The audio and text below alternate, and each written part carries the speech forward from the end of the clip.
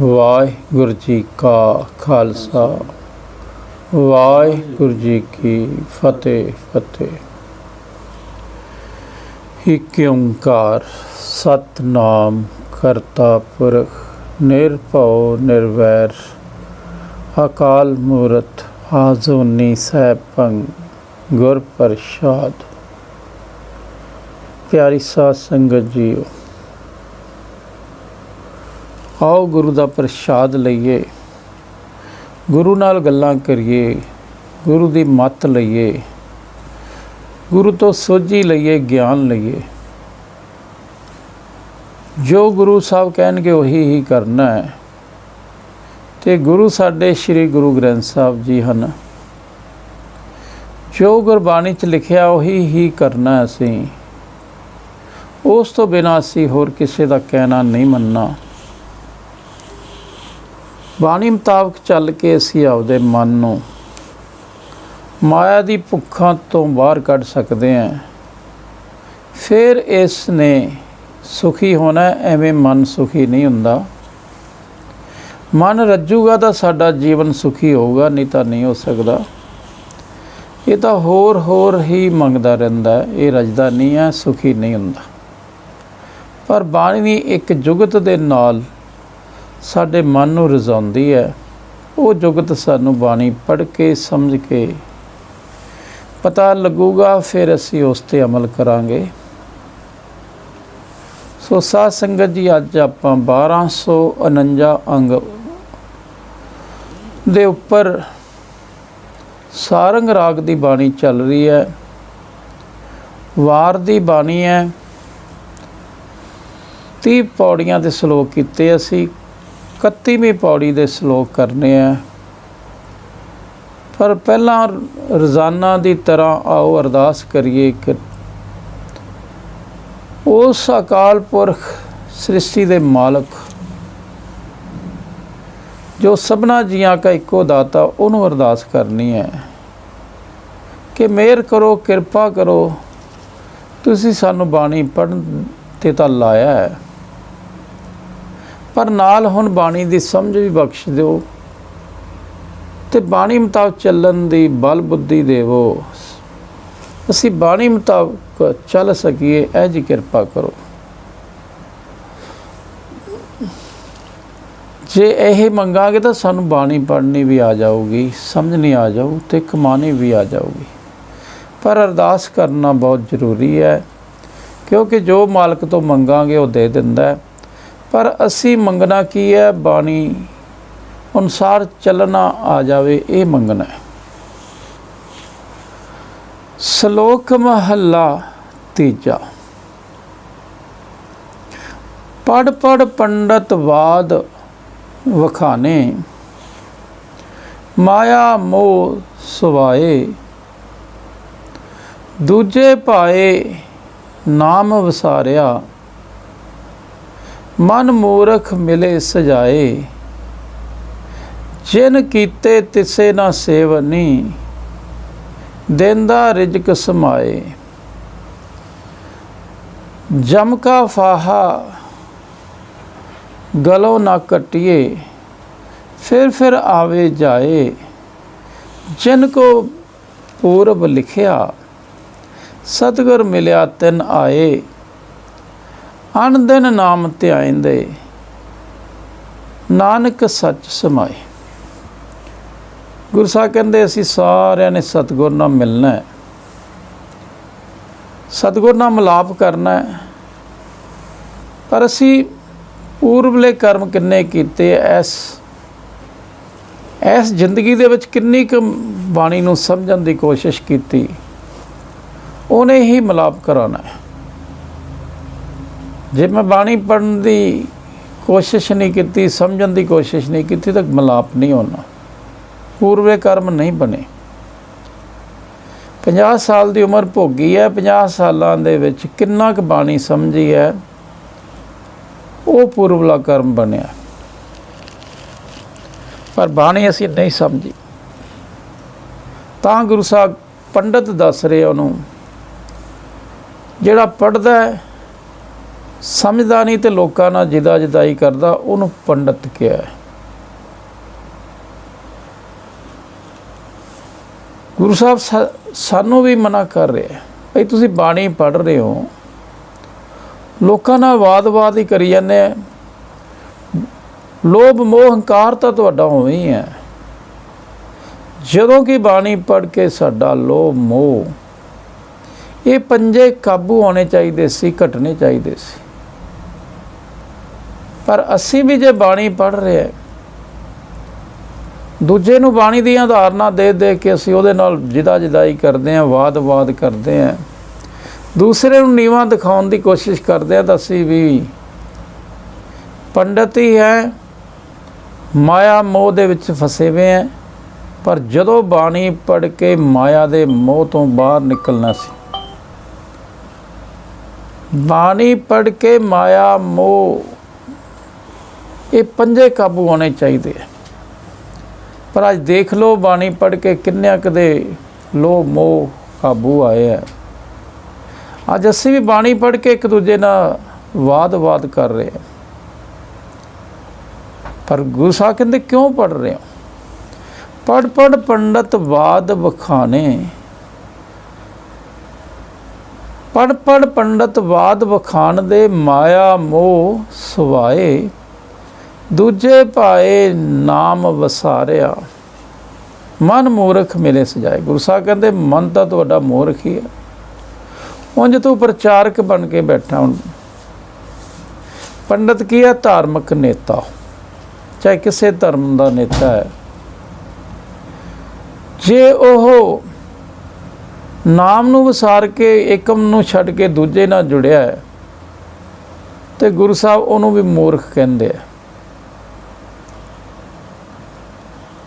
ਬਾਣੀ ਪੜ੍ਹ ਕੇ, ਵੇਦ ਸ਼ਾਸਤਰ ਪੜ੍ਹ ਕੇ ਨਾਮ ਦੇ ਨਾਲ ਜੁੜਨਾ ਸੀਗਾ ਤੇ ਦੂਜੇ ਭਾਅ ਤੋਂ ਨਿਕਲ ਕੇ ਪਹਿਲੇ ਭਾਅ ਦੇ ਨਾਲ ਜੁੜਨਾ ਸੀ। ਜੇ ਅਸੀਂ ਨਾਮ ਨੂੰ ਵਿਸਰੇ ਰਹੇ, ਦੂਜੇ ਏਕਮ ਤੋਂ ਬਿਨਾਂ ਦੂਜੇ ਦੇ ਨਾਲ ਹੀ ਜੁੜੇ ਰਹੇ, ਤੇ ਗੁਰੂ ਸਾਹਿਬ ਕਹਿੰਦਾ ਕੁਛ ਨਹੀਂ ਖੱਟਿਆ, ਤੂੰ ਮੂਰਖ ਹੀ ਹੈ, ਗੁਰੂ ਦਾ ਸਿੱਖ ਨਹੀਂ ਬਣਿਆ। ਤੈਨੂੰ ਸਜ਼ਾ ਮਿਲਣੀ ਹੈ। ਤੈਨੂੰ ਲੋਭ ਮੋਹ ਹੰਕਾਰ ਪੰਜੇ ਤੰਗ ਕਰਨਗੇ ਹੀ ਕਰਨਗੇ। ਤੂੰ ਤਾਂ ਦੂਸਰਿਆਂ ਨੂੰ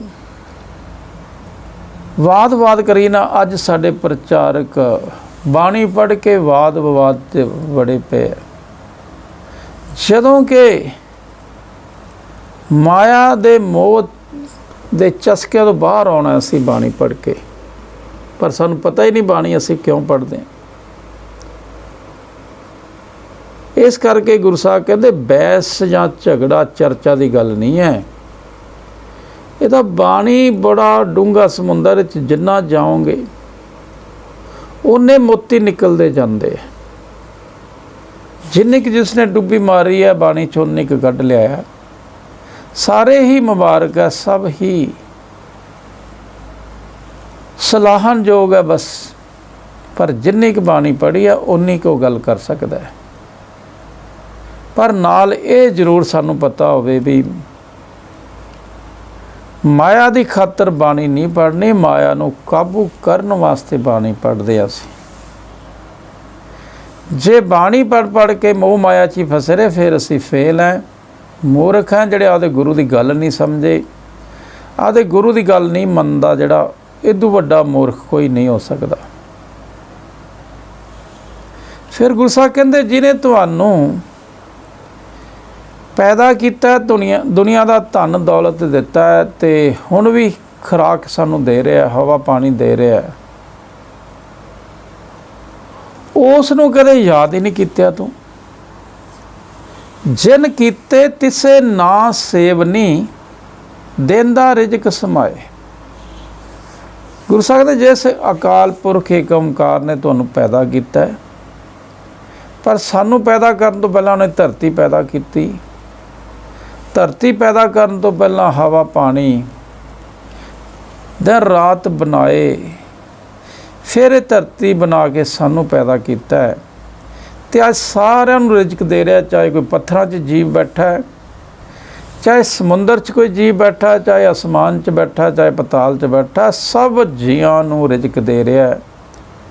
ਕਹਿੰਦੇ ਉਹਨੂੰ ਯਾਦ ਕਰਨਾ ਸੀ, ਉਹ ਤਾਂ ਕਦੇ ਕੀਤਾ ਹੀ ਨਹੀਂ। ਪਰ ਇਸ ਤਾਂ ਦੁਨੀਆ ਦੇ ਧਨ ਦੌਲਤ ਹੋਰ ਮੰਗੀ ਜਾਂਦੇ ਆ ਤੇ ਉਹਦਾ ਹਉਮੈ ਹੰਕਾਰ ਕਰੀ ਜਾਂਦੇ ਆ। ਪਰ ਗੁਰੂ ਦਾ ਸਿੱਖ ਉਸ ਮਾਲਕ ਨੂੰ ਯਾਦ ਕਰਦਾ ਰਹਿੰਦਾ, ਉਹਦਾ ਧੰਨਵਾਦ ਕਰਦਾ ਰਹਿੰਦਾ ਹੈ। ਪਰ ਅਸੀਂ ਵੀ ਉਸ ਨੂੰ ਯਾਦ ਕਰਨੀ ਨਹੀਂ ਲੱਗੇ। ਜਦੋਂ ਕਿ ਸਾਨੂੰ ਬਾਣੀ ਵਾਰ-ਵਾਰ ਕਹਿੰਦੀ ਵੀ ਸਭਨਾ ਜੀਆਂ ਕਾ ਇੱਕ ਦਾਤਾ ਭਾਈ, ਉਹਨੂੰ ਭੁੱਲੋ ਨਾ, ਯਾਦ ਰੱਖੋ, ਯਾਦ ਕਰਨ ਦੀ ਕੋਸ਼ਿਸ਼ ਕਰੋ ਉਹਨੂੰ। ਪਰ ਗੁਰੂ ਸਾਹਿਬ ਕਹਿੰਦੇ ਜੇ ਉਹਨੂੰ ਨਹੀਂ ਚੇਤੇ ਕਰੇਗਾ, ਜਿਉਂਦਿਆਂ ਜੀ ਤੇਰੇ ਚੇਤੇ ਨਹੀਂ ਆਇਆ, ਇਹ ਪੰਜਾਂ ਵਿਕਾਰਾਂ ਦੀ ਫਾਹੀ ਤੇਰੇ ਗਲ 'ਚ ਪਈ ਰਹਿਣੀ ਹੈ ਤੇ ਤੂੰ ਦੁਖੀ ਹੋਏਗਾ। ਇੱਥੇ ਵੀ ਅਸੀਂ ਪਸ਼ੂ ਬਣੇ ਫਿਰਦੇ ਹਾਂ ਅੱਜ, ਤੇ ਗੁਰੂ ਸਾਹਿਬ ਕਹਿੰਦੇ ਮਰਨ ਤੋਂ ਬਾਅਦ ਜਨਮ ਮਰਨ 'ਚ ਵੀ ਆ ਜਾਏਗਾ।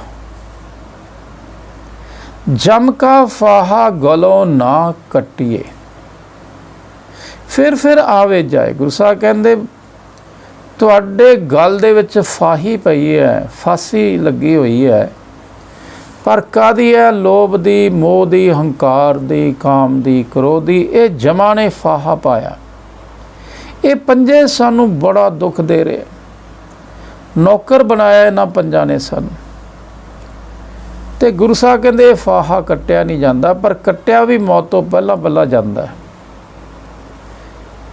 ਜੇ ਗੁਰੂ ਸਾਹਿਬ ਕਹਿੰਦੇ ਜਿਹਨੇ ਤੁਹਾਨੂੰ ਪੈਦਾ ਕੀਤਾ, ਜਿਹੜਾ ਰਿਜ਼ਕ ਦੇ ਰਿਹਾ, ਸਭ ਕੁਝ ਕਰ ਕਰਾ ਰਿਹਾ, ਜਿਹਦਾ ਇੱਥੇ ਹੁਕਮ ਚੱਲ ਰਿਹਾ, ਜਿਹੜਾ ਸ੍ਰਿਸ਼ਟੀ ਦਾ ਪ੍ਰਧਾਨ ਮੰਤਰੀ ਹੈ, ਉਹਨੂੰ ਯਾਦ ਨਹੀਂ ਕੀਤਾ, ਤੁਸੀਂ ਪੰਜਾਂ ਦੇ ਦੁੱਖਾਂ 'ਚ ਰਹੋਗੇ, ਉਹ ਕਾਬੂ ਨਹੀਂ ਆਉਣੇ। ਤੇ ਮਰਨ ਤੋਂ ਬਾਅਦ ਮਨ ਦੁਬਾਰਾ ਸਰੀਰ ਲੈਂਦਾ, ਉਹ ਵੀ ਲੈਂਦੇ ਰਹੋਗੇ। ਜਨਮ ਮਰਨ ਦਾ ਵੀ ਦੁੱਖ ਬੜਾ ਭਾਰੀ ਹੈ। ਪਰ ਗੁਰੂ ਸਾਹਿਬ ਕਹਿੰਦੇ ਇੱਥੇ ਹੀ ਪਤਾ ਲੱਗ ਜਾਂਦਾ ਜਨਮ ਮਰਨ 'ਚ ਹੈ ਜਾਂ ਨਹੀਂ ਹੋ ਤੁਸੀਂ। ਜਿਉਂਦੇ ਜੀ ਗਲ 'ਚੋਂ ਫਾਹੀ ਕੱਟ ਲਈ, ਲੋਭ ਮੋਹ ਹੰਕਾਰ ਤੋਂ ਬਾਹਰ ਆ ਗਏ, ਇਹਨਾਂ ਨੂੰ ਕਾਬੂ ਕਰ ਲਿਆ, ਸਮਝ ਲਓ ਅਸੀਂ ਜਨਮ ਮਰਨ ਤੋਂ ਬਾਹਰ ਆ, ਨਹੀਂ ਤਾਂ ਨਹੀਂ। ਫਿਰ ਗੁੱਸਾ ਕੀ ਕਹਿੰਦੇ? ਜਿਨ ਕੋ ਪੂਰਬ ਲਿਖਿਆ ਸਤਿਗੁਰ ਮਿਲਿਆ ਤਿਨ ਆਏ, ਅਨ ਦਿਨ ਨਾਮ ਧਿਆਇਂਦੇ ਨਾਨਕ ਸੱਚ ਸਮਾਏ। ਗੁਰੂ ਸਾਹਿਬ ਕਹਿੰਦੇ ਭਾਈ ਜੇ ਤੁਸੀਂ ਆਪਦੀ ਜ਼ਿੰਦਗੀ 'ਚ ਕਿੰਨੀ ਕੁ ਕੋਸ਼ਿਸ਼ ਕੀਤੀ ਹੈ ਸਤਿਗੁਰ ਨੂੰ ਮਿਲਣ ਦੀ, ਜਿਨ੍ਹਾਂ ਨੇ ਕੋਸ਼ਿਸ਼ ਕੀਤੀ ਉਹਨਾਂ ਦੇ ਭਾਗ ਖੁੱਲ੍ਹ ਜਾਂਦੇ, ਉਹਦਾ ਸਤਿਗੁਰ ਨਾਲ ਮਿਲਾਪ ਹੋ ਜਾਂਦਾ, ਬਾਣੀ ਦੀ ਸਮਝ ਆ ਜਾਂਦੀ ਹੈ। ਜਿਵੇਂ ਜਿਵੇਂ ਸਤਿਗੁਰ ਦੇ ਸ਼ਬਦਾਂ 'ਤੇ ਵਿਚਾਰ ਕਰਾਂਗੇ, ਬਾਣੀ 'ਤੇ ਵਿਚਾਰ ਕਰਾਂਗੇ, ਸਤਿਗੁਰ ਸਾਡੇ ਅੰਦਰ ਬੈਠਦੇ ਜਾਂਦੇ। ਜਿੱਥੇ ਜਾਹੇ ਬਹੇ ਮੇਰਾ ਸਤਿਗੁਰ, ਸੋ ਥਾਨ ਸੁਹਾਵਾ ਬਣਦਾ ਜਾਂਦਾ ਹੈ। ਪਰ ਪੂਰਵਲੇ ਕਰਮ ਕਰਨੇ ਪੈਂਦੇ ਆ, ਮਿਹਨਤ ਕਰਨੀ ਪੈਂਦੀ ਹੈ। ਪਰ ਅਸੀਂ 50 ਸਾਲਾਂ 'ਚ 1 ਮਿੰਟ ਵੀ ਬਾਣੀ ਸਮਝ ਨਹੀਂ, ਤੇ ਪੂਰਵਲੇ ਕਰਮ ਕੀ ਬਣਨਗੇ? ਬਾਣੀ ਪੜ੍ਹੀ ਜ਼ਰੂਰ ਹੈ, ਪਰ ਸਮਝੀ ਨਹੀਂ, ਗੁਰੂ ਨਾਲ ਮਿਲਣ ਦੀ ਕੋਸ਼ਿਸ਼ ਨਹੀਂ ਕੀਤੀ। ਗੁਰੂ ਸਾਹਿਬ ਕਹਿੰਦੇ ਜਿਨ੍ਹਾਂ ਨੂੰ ਬਾਣੀ ਸਮਝ ਆ ਜਾਂਦੀ ਹੈ, ਫੁਰਨਿਆਂ ਦੇ ਵਿੱਚ ਜਿਨ੍ਹਾਂ ਦੇ ਬਾਣੀ ਦੇ ਸ਼ਬਦ ਚੱਲਣ ਲੱਗ ਜਾਂਦੇ ਆ, ਉਹ ਫਿਰ ਦਿਨ ਰਾਤ ਨਾਮ ਧਿਆਉਣ ਲੱਗ ਜਾਂਦੇ। ਚਲੋ ਬਾਣੀ ਪੜ੍ਹ ਕੇ ਪੂਰੀ ਸਮਝ ਲੈ ਕੇ ਸਾਨੂੰ ਦਿਨ ਰਾਤ ਪਰਮਾਤਮਾ ਦਾ ਨਾਮ ਧਿਆਉਣਾ ਆ ਗਿਆ, ਤਾਂ ਸਮਝ ਲਓ ਸਤਿਗੁਰ ਨਾਲ ਮਿਲਾਪ ਹੈ। ਸਤਿਗੁਰ ਨਾਲ ਮਿਲਣਾ ਕੀ? ਬਾਣੀ ਦੀ ਪੂਰੀ ਸਮਝ ਆ ਜਾਣੀ, ਪੂਰਾ ਗਿਆਨ ਆ ਜਾਣਾ, ਤੇ ਗੁਰੂ ਮੁਤਾਬਕ ਚੱਲਣ ਲੱਗ ਜਾਣਾ। ਦਿਨ ਰਾਤ ਧਿਆਨ ਦਾ ਕੋਰਸ ਕਰਨਾ ਅਸੀਂ। ਤੇ ਗੁਰੂ ਸਾਹਿਬ ਕਹਿੰਦੇ ਜਿਹੜੇ ਸੱਚ ਪਰਮਾਤਮਾ ਏਕਮ ਨੂੰ ਦਿਨ ਰਾਤ ਧਿਆਉਣਾ, ਗੁਰੂ ਤੋਂ ਸਿੱਖ ਲੈਂਦੇ ਆ, ਉਹ ਪਰਮਾਤਮਾ 'ਚ ਸਮਾ ਜਾਂਦੇ ਆ, ਉਹਦੇ 'ਚ ਲੀਨ ਹੋ ਜਾਂਦੇ ਆ। ਜਿਵੇਂ ਪਾਣੀ 'ਚ ਪਾਣੀ ਸਮਾ ਜਾਂਦਾ, ਉਵੇਂ ਗੁਰਸਿੱਖ ਦਾ ਮਨ ਪਰਮਾਤਮਾ ਦੇ ਵਿੱਚ ਸਮਾ ਜਾਂਦਾ, ਇੱਕਮਿਕ ਹੋ ਜਾਂਦਾ, ਉਹਦੇ ਨਾਲ ਹੀ ਗੱਲਾਂ ਕਰਦਾ ਰਹਿੰਦਾ, ਏਕ ਓਂਕਾਰ ਪਰਮਾਤਮਾ ਨੂੰ ਸਿਮਰਦਾ ਰਹਿੰਦਾ। ਉੱਥੇ ਜਾ ਕੇ ਫਿਰ ਇਹ ਜਮਾ ਦੀ ਫਾਈ ਕੱਟੀ ਜਾਂਦੀ ਹੈ। ਜਦੋਂ ਦਿਨ ਰਾਤ ਸਾਨੂੰ ਧਿਆਉਣਾ ਆ ਗਿਆ, ਪਰ ਦਿਨ ਰਾਤ ਧਿਆਉਣਾ ਉਸੇ ਨੂੰ ਹੀ ਆਊਗਾ ਜਿਹੜਾ ਗੁਰਬਾਣੀ ਨੂੰ ਵੱਧ ਤੋਂ ਵੱਧ ਖੋਜੂਗਾ, ਗੁਰੂ ਨੂੰ ਮਿਲਣ ਦੀ ਕੋਸ਼ਿਸ਼ ਕਰੂਗਾ, ਪਰ ਅਸੀਂ ਮਿਲਣ ਦੀ ਕੋਸ਼ਿਸ਼ ਨਹੀਂ ਕਰ ਰਹੇ, ਕੇਵਲ ਬਾਣੀ ਪੜ੍ਹ ਕੇ ਹੀ ਕੰਮ ਚਲਾਉਣਾ ਚਾਹੁੰਦੇ ਹਾਂ, ਨਹੀਂ ਚੱਲੂਗਾ। ਦਿਨ ਰਾਤ ਨਾਮ ਧਿਆਨ 'ਤੇ ਜਾਣਾ ਅਸੀਂ। ਇਹ ਸਾਨੂੰ ਰੋਜ਼ ਅਰਦਾਸਾਂ ਕਰਨੀਆਂ ਚਾਹੀਦੀਆਂ ਕਿ ਮੈਨੂੰ ਦਿਨ ਰਾਤ ਤੇਰਾ ਨਾਮ ਧਿਆਨ ਆ ਜਾਵੇ। तुम दया करो मेरे साईं, ऐसी मत दीजे मेरे ठाकर, सदा सदा तुध ध्याई। आ अरदासां करदा गुरु ग्रंथ साहिब दा सिख। कहंदा ऐसी मत मंगदा, किहड़ी मत? जिहड़ी मत नाल मैनू तैनू 24 घंटे हर वेले तैनू ध्यान आ जावे, वो मत दे दे बस। ਉਹ ਮਤ ਸਾਨੂੰ ਗੁਰੂ ਗ੍ਰੰਥ ਸਾਹਿਬ ਦੇ ਵਿੱਚ ਦਰਜ ਹੈ। ਉਹ ਮਿਲ ਜਾਂਦੀ ਹੈ ਜੇ ਅਸੀਂ ਸਤਿਗੁਰ ਨਾਲ ਮਿਲਾਪ ਕਰਦੇ ਹਾਂ, ਬਾਣੀ ਨੂੰ ਸਮਝਦੇ ਹਾਂ। ਫਿਰ ਜਿਨ੍ਹਾਂ ਨੂੰ ਇਹ ਮਤ ਆ ਜਾਂਦੀ ਹੈ ਤਾਂ ਦਿਨ ਰਾਤ ਧਿਆਨ ਆ ਜਾਂਦਾ ਹੈ। ਹੁਣ ਦਿਨ ਰਾਤ ਅਸੀਂ ਸ੍ਰਿਸ਼ਟੀ ਦੇ ਮਾਲਕ ਜਿਹੜਾ ਨਿਰਾਕਾਰ ਹੈ, ਜਿਹਦਾ ਰੂਪ ਰੇਖ ਨਹੀਂ ਹੈ, ਉਸ ਨੂੰ ਧਿਆਉਣਾ ਸਿੱਖਣਾ ਹੈ। ਸਿੱਖ ਜਾਂਦੇ ਆ ਜਿਹੜੇ ਸਿੱਖਣ ਦੀ ਕੋਸ਼ਿਸ਼ ਕਰਦੇ ਆ, ਉਹ ਸਿੱਖ ਬਣ ਜਾਂਦੇ ਆ। ਮਹੱਲਾ ਤੀਜਾ। ਸੱਚ ਵੰਜੇ ਸੱਚ ਸੇਵੰਦੇ, ਜੇ ਗੁਰਮੁਖ ਪੈਰੀ ਪਾਏ, ਨਾਨਕ ਗੁਰ ਕੈ ਭਾਣੇ ਜੇ ਚੱਲੇ, ਸਹਿਜੇ ਸੱਚ ਸਮਾਏ। ਗੁਰੂ ਸਾਹਿਬ ਕਹਿੰਦੇ ਜਿਹੜੇ ਗੁਰੂ ਦੇ ਚਰਨੀ ਲੱਗ ਕੇ, ਗੁਰੂ ਗ੍ਰੰਥ ਸਾਹਿਬ ਜੀ ਨੂੰ ਗੁਰੂ ਮੰਨ ਕੇ ਬਾਣੀ ਨੂੰ ਖੁਦ ਆਪ ਸਮਝਦੇ ਆ ਤੇ ਨਾਲ ਉਵੇਂ ਕਮਾਉਂਦੇ ਆ, ਬਾਣੀ ਅਨੁਸਾਰ ਚੱਲਦੇ ਆ, ਗੁਰੂ ਦੇ ਸ਼ਰਨ ਪੈਂਦੇ ਆ, ਗੁਰੂ ਦੇ ਚਰਨਾਂ ਮੁਤਾਬਕ ਚੱਲਦੇ ਆ, ਉਹਨਾਂ ਨੂੰ ਪਰਮਾਤਮਾ ਦਾ ਨਾਮ ਸਿਮਰਨਾ ਆ ਜਾਂਦਾ, ਨਾਮ ਦਾ ਵਪਾਰ ਕਰਨਾ ਆ ਜਾਂਦਾ, ਸਚਿਆਰ ਹੋ ਜਾਂਦੇ। ਸੱਚ ਵੰਜੇ ਸੱਚ ਸੇਵੰਦੇ, ਜੇ ਗੁਰਮੁਖ ਪੈਰੀ ਪਾਏ, ਗੁਰਮੁਖ ਬਣ ਕੇ ਗੁਰੂ ਦੇ ਪੈਰੀ ਪੈ ਜਾਈਏ। ਅਸੀਂ ਗੁਰੂ ਵੱਲ ਮੁਖ ਕਰਨਾ ਹੈ, ਗੁਰੂ ਅਨੁਸਾਰ ਚੱਲਣਾ ਹੈ ਤੇ ਸੱਚ ਦਾ ਵਪਾਰ ਕਰਨਾ ਤੇ ਸੱਚ ਨੂੰ ਸੇਵਨਾ ਸਿਮਰਨਾ ਸਿੱਖਣਾ। ਉਹਨਾਂ ਨੂੰ ਆ ਜਾਂਦਾ, ਪਰ ਕਿਹਨਾਂ ਨੂੰ ਆਉਂਦਾ? ਨਾਨਕ ਗੁਰ ਕੈ ਭਾਣੇ ਜੇ ਚੱਲੇ, ਸਹਿਜੇ ਸੱਚ ਸਮਾਏ। ਪਰ ਗੁਰੂ ਸਾਹਿਬ ਕਹਿੰਦੇ ਭਾਈ ਬਾਣੀ ਗੁਰੂ ਹੈ ਤੁਹਾਡੀ, ਬਾਣੀ ਸਮਝ ਕੇ ਬਾਣੀ ਮੁਤਾਬਕ ਬਾਣੀ ਦੇ ਭਾਣੇ ਚੱਲਣਾ। ਜੋ ਬਾਣੀ ਕਹੀ ਜਾਵੇ ਬਸ ਉਹ ਕਰੀ ਚਲੋ ਚੁੱਪ ਕਰਕੇ, ਕਿਸੇ ਦਾ ਹੋਰ ਕਹਿਣ ਦਾ ਨਹੀਂ ਮੰਨਣਾ, ਕੇਵਲ ਤੇ ਕੇਵਲ ਬਾਣੀ ਦਾ ਕਹਿਣਾ ਮੰਨਣਾ। ਤੇ ਜਿਵੇਂ ਜਿਵੇਂ ਅਸੀਂ ਗੁਰੂ ਦੇ ਭਾਣੇ ਚੱਲਾਂਗੇ, ਬਾਣੀ ਦੇ ਗਿਆਨ ਅਨੁਸਾਰ ਚੱਲਾਂਗੇ, ਸਹਿਜੇ ਹੀ ਸੱਚ ਸਮਾ ਜਾਵਾਂਗੇ, ਸਚਿਆਰ ਹੋ ਜਾਵਾਂਗੇ, ਕੂੜ ਦੀ ਪਾਲ ਟੁੱਟ ਜਾਊਗੀ। ਪਰ ਗੁਰੂ ਕਹਿੰਦਾ ਭਾਈ ਭਾਣੇ ਚੱਲ, ਪਰਮਾਤਮਾ ਦੇ ਹੁਕਮ ਚੱਲ, ਉਹਦੀ ਰਜ਼ਾ ਮੰਨ। ਗੁਰੂ ਨੇ ਪਹਿਲੀ ਪੌੜੀ ਸਾਨੂੰ ਜਪਜੀ ਸਾਹਿਬ 'ਚ ਕਿਹਾ ਵੀ ਹੁਕਮ ਰਜ਼ਾਈ ਚੱਲਣਾ ਨਾਨਕ ਲਿਖਿਆ ਨਾਲ। ਪਰਮਾਤਮਾ ਦੇ ਹੁਕਮ 'ਚ ਚੱਲਦਾ ਗੁਰੂ ਦਾ ਸਿੱਖ, ਉਹਦੇ ਕੀਤੇ ਨੂੰ ਭਾਣਾ ਮੰਨਦਾ, ਵਧੀਆ ਮੰਨਦਾ ਵੀ ਤੂੰ ਜੋ ਕੀਤਾ ਬਹੁਤ ਵਧੀਆ। ਇਸ ਤਰ੍ਹਾਂ ਗੁਰੂ ਦੇ ਅਨੁਸਾਰ ਚੱਲ ਕੇ ਪਰਮਾਤਮਾ ਦੇ ਭਾਣੇ ਨੂੰ ਮੰਨ ਕੇ ਹਉਮੈ ਹੰਕਾਰ ਛੱਡ ਕੇ ਨਾਮ ਮੰਗਦਾ, ਉਹ ਸੱਚ ਸਮਾ ਜਾਂਦੇ ਆ, ਉਹ ਗੁਰਮੁਖ ਬਣ ਜਾਂਦੇ, ਉਹ ਸੱਚ ਦਾ ਵਪਾਰ ਕਰ ਲੈਂਦੇ ਆ, ਸਚਿਆਰ ਬਣ ਜਾਂਦੇ ਆ, ਆਪਦੇ ਮਨ ਨੂੰ ਰਜਾ ਲੈਂਦੇ ਆ, ਮਨ ਉਹਨਾਂ ਦਾ ਰੱਜ ਜਾਂਦਾ ਹੈ ਤੇ ਮਨ ਸੁਖੀ ਹੋ ਜਾਂਦਾ। ਅੱਗੇ ਗੁਰੂ ਸਾਹਿਬ ਪੌੜੀ 'ਚ ਕਹਿੰਦੇ ਆ, ਆਸਾ ਵਿੱਚ ਅਤ ਦੁਖ ਘਣਾ, ਮਨਮੁਖ ਚਿੱਤ ਲਾਇਆ, ਗੁਰਮੁਖ ਭਏ ਨਿਰਾਸ਼, ਪਰਮ ਸੁਖ ਪਾਇਆ। ਵਿਚੇ ਗ੍ਰਹਿ ਉਦਾਸ, ਅਲਪਤ ਲਿਵ ਲਾਇਆ, ਉਹਨਾਂ ਸੋਗ ਵਿਜੋਗ ਨਾ ਵਿਆਪਈ, ਹਰ ਭਾਣਾ ਭਾਇਆ। ਨਾਨਕ ਹਰ ਸੇਤੀ ਸਦਾ ਰਵ ਰਹੇ, ਤੁਰ ਲਏ ਮਿਲਾਇਆ। ਗੁਰੂ ਸਾਹਿਬ ਪੌੜੀ ਸਾਨੂੰ ਸਮਝਾਉਂਦੇ ਆ ਬਈ ਸਾਰੀ ਬਾਣੀ ਹੀ ਸਮਝਾ ਰਹੀ ਹੈ ਵੀ ਇੱਥੇ ਦੋ ਤਰ੍ਹਾਂ ਦੇ ਲੋਕ ਹੈ, ਇੱਕ ਮਨਮੁਖ ਹੈ, ਇੱਕ ਗੁਰਮੁਖ ਹੈ। ਮਨਮੁਖ ਹਮੇਸ਼ਾ ਸਾਰੀ ਉਮਰ ਦੁਖੀ ਰਹਿੰਦਾ, ਗੁਰਮੁਖ ਬੜੇ ਪਰਮ ਸੁੱਖ ਪਾਉਂਦਾ। ਜਿਹੜਾ ਇਸ ਦੁਨੀਆ ਦੇ ਵਿੱਚ ਸੁਖੀ ਹੋ ਗਿਆ, ਮਨ ਨੂੰ ਕਾਬੂ ਕਰ ਲਿਆ, ਸਮਝ ਲਓ ਗੁਰਮੁਖ ਹੈ। ਕਿਉਂਕਿ ਗੁਰੂ ਮੁਤਾਬਕ ਚੱਲ ਕੇ ਹੀ ਪਰਮ ਸੁੱਖ ਪਾਇਆ ਜਾ ਸਕਦਾ ਹੈ, ਮਨ ਨੂੰ ਰਜਾਇਆ ਜਾ ਸਕਦਾ। ਪਰ ਗੁਰੂ ਸਾਹਿਬ ਕਹਿੰਦੇ ਮਨਮੁਖ ਕੌਣ ਹੈ? ਸਾਰੇ ਮਨਮੁਖ ਹੀ ਹੈ। ਜਿਹੜਾ ਇੱਥੇ ਜਨਮ ਲੈਂਦਾ ਹੈ ਉਹ ਮਨਮੁਖ ਹੀ ਬਣ ਜਾਂਦਾ ਹੈ ਤੇ ਦੁਬਾਰਾ ਉਹਨੇ ਗੁਰਮੁਖ ਬਣਨਾ ਹੁੰਦਾ। ਉਹ ਆਪਦੇ ਮਨ ਦੇ ਮਗਰ ਚੱਲਦਾ ਰਹਿੰਦਾ ਹੈ। ਪਹਿਲੇ ਦਿਨ ਬੱਚਾ ਪੈਦਾ ਹੁੰਦਾ ਤੇ ਆਸ਼ਾਵਾਂ ਬਣਨੀਆਂ ਸ਼ੁਰੂ ਹੋ ਜਾਂਦੀਆਂ, ਪਰ ਗੁਰੂ ਸਾਹਿਬ ਕਹਿੰਦੇ ਇਛਾਵਾਂ ਇੰਨੀਆਂ ਵੱਧਦੀਆਂ ਜਾਂਦੀਆਂ ਤੇ ਫਿਰ ਜਿੰਨੀਆਂ ਇਛਾਵਾਂ ਉਨੇ ਹੀ ਦੁੱਖ ਵੀ ਮਾੜਾ ਮੋਟਾ ਨਹੀਂ, ਅਤ ਦੁੱਖ ਘਨਾ। ਆਸਾਂ ਵਿੱਚ ਹੁਣ ਤਾਂ ਗੁਰੂ ਸਾਹਿਬ ਨੇ ਕਿਹਾ ਸੀਗਾ ਵੀ ਨਾਨਕ ਦੁਖੀਆ ਸਭ ਸੰਸਾਰ। ਗੁਰੂ ਸਾਹਿਬ ਨੂੰ ਪਤਾ ਸੀ ਸਾਰੇ ਤੁਸੀਂ ਆਸ਼ਾਵਾਂ ਤੇ ਇਛਾਵਾਂ ਹੀ ਬਣਾਈ ਜਾਂਦੇ ਹੋ। ਜਿੰਨਾ ਮਰਜ਼ੀ ਕਿਸੇ ਕੋਲ ਧਨ ਆ ਜਾਂਦਾ, ਰਜਦਾ ਹੀ ਨਹੀਂ, ਹੋਰ ਮੰਗੀ ਜਾਂਦਾ ਹੈ।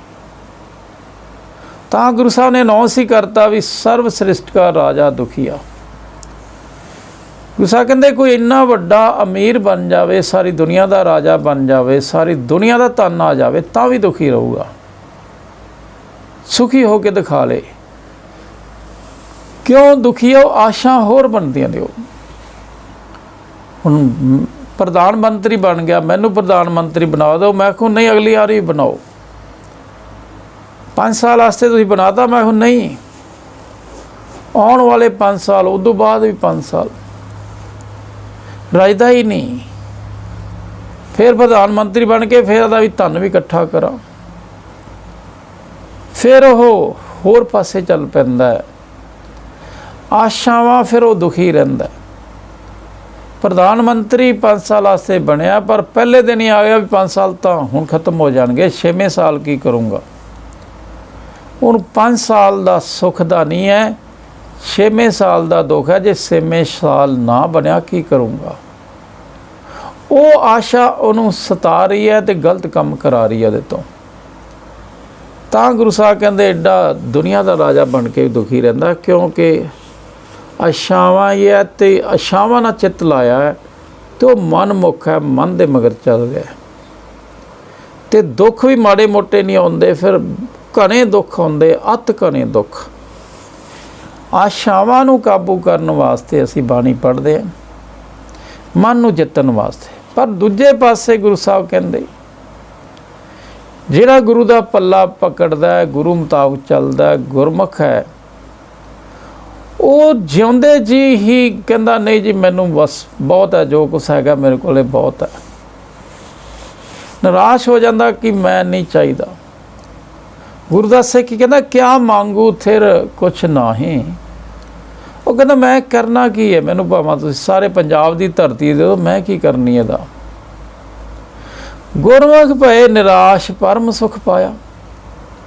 ਪਰ ਗੁਰਮੁਖ ਉਹੀ ਹੈ ਜਿਹੜਾ ਆਸ਼ਾ ਵੱਲੋਂ ਨਿਰਾਸ਼ ਹੋ ਜਾਂਦਾ ਵੀ ਨਹੀਂ ਜੀ, ਜੋ ਮੈਨੂੰ ਪਰਮਾਤਮਾ ਨੇ ਦਿੱਤਾ ਬਹੁਤ ਹੈ। ਜਿਹੜਾ ਦੁਨੀਆ ਦੀ ਚੀਜ਼ ਕੋਈ ਮੰਗਦਾ ਨਹੀਂ, ਰਾਜ ਨਾ ਮੰਗੂ ਮੁਕਟ ਨਾ ਮੰਗੂ, ਉਹ ਗੁਰਮੁਖ ਹੁੰਦੇ ਆ। ਪਰ ਅਸੀਂ ਗੁਰਮੁਖ ਹਰੇਕ ਨੂੰ ਬਣਾ ਲਿਆ, ਆਪ ਹੀ ਅਸੀਂ ਗੁਰਮੁਖ ਬਣ ਕੇ ਬਹਿ ਗਏ। ਪਰ ਗੁਰੂ ਸਾਹਿਬ ਕਹਿੰਦੇ ਗੁਰਮੁਖ ਉਹੀ ਹੈ ਜਿਹੜੇ ਜਿਉਂਦਿਆਂ ਜੀ ਹੀ ਨਿਰਾਸ਼ਾ ਹੋ ਜਾਵੇ ਤੇ ਉਹ ਪਰਮ ਸੁਖ ਪਾਉਂਦਾ, ਦੂਜੇ ਨਹੀਂ। ਹੁਣ ਮਨਮੁਖ ਕੀ ਪਾਉਂਦਾ? ਅਤ ਦੁੱਖ ਘਣਾ। ਗੁਰਮੁਖ ਕੀ ਪਾਉਂਦਾ? ਪਰਮ ਸੁਖ ਪਾਉਂਦਾ। ਪਰਮ ਸੁਖ ਮਤਲਬ ਪਤਾ ਹੀ ਨਹੀਂ ਕਿੰਨੇ ਕੁ ਸੁਖ। ਜਿਹੜੇ ਦੁਨੀਆ ਦੇ ਰਾਜੇ ਕੋਲੇ ਸੁਖ ਨਹੀਂ ਹੁੰਦੇ, ਉਹ ਗੁਰੂ ਗ੍ਰੰਥ ਸਾਹਿਬ ਦੇ ਸਿੱਖ ਕੋਲੇ ਸੁਖ ਹੁੰਦੇ ਆ। ਪਰ ਨਿਰਾਸ਼ ਹੋ ਜਾਵੇ, ਗੁਰੂ ਦੇ ਦੱਸੇ ਰਾਹ 'ਤੇ ਚੱਲਦਾ ਤਾਂ ਉਹ ਫਿਰ ਆਸ਼ਾ ਤੋਂ ਨਿਰਾਸ਼ ਹੋ ਜਾਂਦਾ। ਦੁਨੀਆ ਦੀ ਆਸ਼ਾ ਨਹੀਂ ਮੰਨਦਾ, ਤਾਂ ਦੁਨੀਆ ਦੇ ਮਾਲਕ ਦੀ ਆਸ਼ਾ ਰੱਖਦਾ ਵੀ ਤੂੰ ਆ ਜਾ ਮੈਨੂੰ। ਪਰ ਜਿਹਨੂੰ ਪਰਮਾਤਮਾ ਦੇ ਨਾਮ ਦੀ ਭੁੱਖ ਲੱਗ ਗਈ ਤੇ ਦੁਨੀਆ ਦੀ ਕੋਈ ਚੀਜ਼ ਨਹੀਂ ਮੰਗਦਾ, ਬਸ ਉਹ ਗੁਰਮੁਖ ਹੈ। ਉਹ ਫਿਰ ਸੁੱਖ ਵੀ ਨਹੀਂ ਪਾਉਂਦਾ, ਪਰਮ ਸੁੱਖ ਪਾਉਂਦਾ। ਸੁੱਖਾਂ ਦੀ ਮਣੀ ਆਉਂਦੀ ਹੈ, ਲੱਖ ਖੁਸ਼ੀਆਂ ਪਾਤਸ਼ਾਹੀਆਂ ਉਹਦੇ ਕੋਲੇ ਆਉਂਦੀਆਂ ਹੈਗੀਆਂ। ਵਿੱਚੇ ਗ੍ਰਹਿ ਉਦਾਸ ਅਲਪਤ ਲਿਵ ਲਾਇਆ। ਉਹ ਕਹਿੰਦੇ ਪਰਿਵਾਰ 'ਚ ਰਹਿੰਦਾ ਹੀ ਕਿਰਤ ਕਰਦਾ, ਕਿਰਤ ਨਹੀਂ ਛੱਡਦਾ।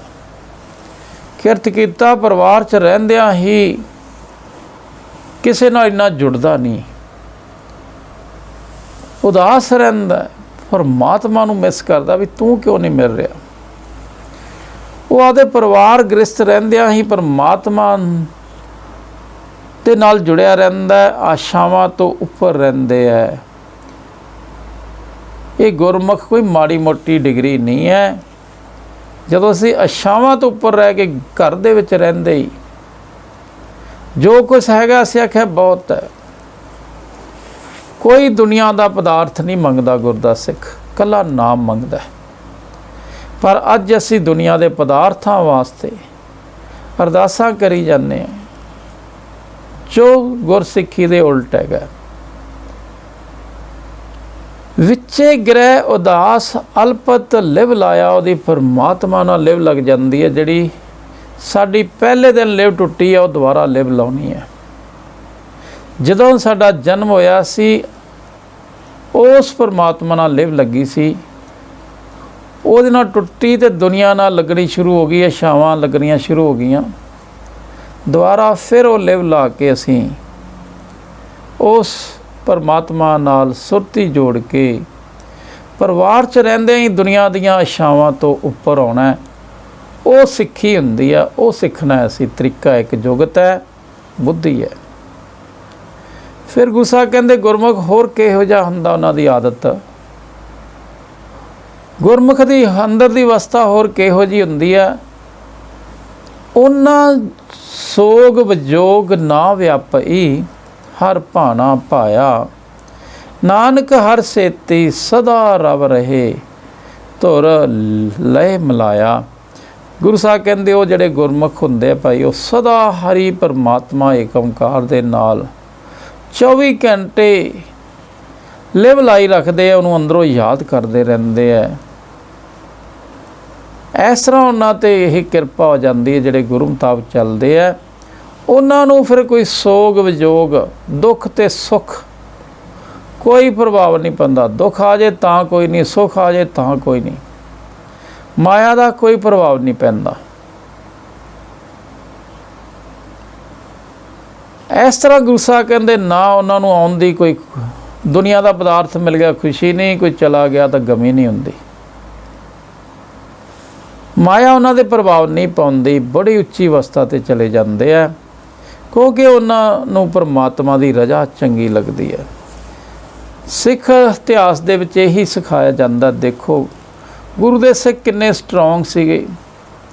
ਕੋਈ ਸੰਯੋਗ ਵਿਜੋਗ ਦੀ ਕੋਈ ਪਰਵਾਹ ਨਹੀਂ ਸੀ। ਕੋਈ ਘਰ ਦਾ ਪਰਿਵਾਰ ਦਾ ਮੈਂਬਰ ਸ਼ਹੀਦ ਹੋ ਜਾਂਦਾ ਸੀ, ਕੋਈ ਗੱਲ ਨਹੀਂ, ਕਹਿੰਦੇ ਉਹਦਾ ਭਾਣਾ ਸੀ, ਬਸ ਚਲਾ ਗਿਆ। ਹੋਰ ਨੁਕਸਾਨ ਹੋ ਜਾਂਦਾ ਸੀ ਪੈਸੇ ਧੇਲੇ ਦਾ ਵੀ, ਤਾਂ ਵੀ ਆਦੇ ਸੀ ਭਾਣਾ ਮੰਨਦੇ ਸੀ। ਭਾਣਾ ਮੰਨ ਕੇ ਹੀ ਮਨ ਰਜਦਾ ਹੈ, ਭਾਣਾ ਮੰਨ ਕੇ ਹੀ ਸੁਖੀ ਹੁੰਦਾ ਹੈ, ਭਾਣਾ ਮੰਨ ਕੇ ਹੀ ਪਰਮਾਤਮਾ ਨਾਲ ਪਿਆਰ ਬਣਦਾ ਹੈ। ਜੇ ਅਸੀਂ ਦੁਨੀਆ ਦੀਆਂ ਪਦਾਰਥ ਹੀ ਮੰਗੀ ਗਏ, ਪਰਮਾਤਮਾ ਨਾਲ ਪਿਆਰ ਨਹੀਂ ਬਣਦਾ। ਇਹ ਵੱਖਰਾ ਪਿਆਰ ਹੈ। ਇਹ ਪਿਆਰ ਸਾਨੂੰ ਬਾਣੀ ਦੇ ਰਾਹੀਂ ਮਿਲਦਾ ਹੈ, ਪ੍ਰਾਪਤ ਹੁੰਦਾ ਹੈ, ਅੰਦਰੋਂ ਪੈਦਾ ਹੁੰਦਾ ਹੈ। ਅੱਜ ਪਿਆਰ ਸਾਡਾ ਕੀ ਹੈ? ਦੁਨੀਆ ਨਾਲ ਪਿਆਰ ਹੈ। ਦੁਨੀਆ ਦੇ ਪਦਾਰਥ ਹੀ ਮੰਗੀ ਜਾਂਦੇ ਆ, ਦੁਨੀਆ ਦੇ ਸੁੱਖ ਮੰਗੀ ਜਾਂਦੇ ਆ। ਪਰ ਗੁਰਮੁਖ ਹੈ ਜਿਹੜਾ ਦੁਨੀਆ ਦੇ ਸੁੱਖ ਨਹੀਂ ਮੰਗਦਾ, ਦੁਨੀਆ ਦਾ ਪਿਆਰ ਨਹੀਂ ਮੰਗਦਾ। ਉਹ ਦੁਨੀਆ ਨੂੰ ਬਣਾਉਣ ਵਾਲੇ ਦਾ ਪਿਆਰ ਮੰਗਦਾ, ਉਹਦਾ ਨਾਮ ਮੰਗਦਾ। ਉਹ ਨਾਮ ਤੇ ਪਿਆਰ ਹੀ ਸਭ ਕੁਝ ਹੈ। ਉਹਦੇ ਨਾਲ ਮਨ ਰਜਦਾ, ਸਟਰੋਂਗ ਹੁੰਦਾ। ਇਸ ਤਰ੍ਹਾਂ ਅਸੀਂ ਮਨਮੁਖ, ਅੱਜ ਮਨਮੁਖ ਹੈ, ਆਸ਼ਾਵਾਂ ਹੀ ਬਣਾ ਰਹੇ ਹੈ। ਹਰੇਕ ਬੰਦਾ ਅਲੱਗ-ਅਲੱਗ ਇੱਛਾਵਾਂ ਬਣਾ ਰਿਹਾ ਅਤੇ ਪਰ ਮਨਮੁਖ ਫੇਲ ਹੈ, ਦੁੱਖਾਂ ਦੇ ਘਰ 'ਚ ਰਹਿੰਦਾ ਹੈ।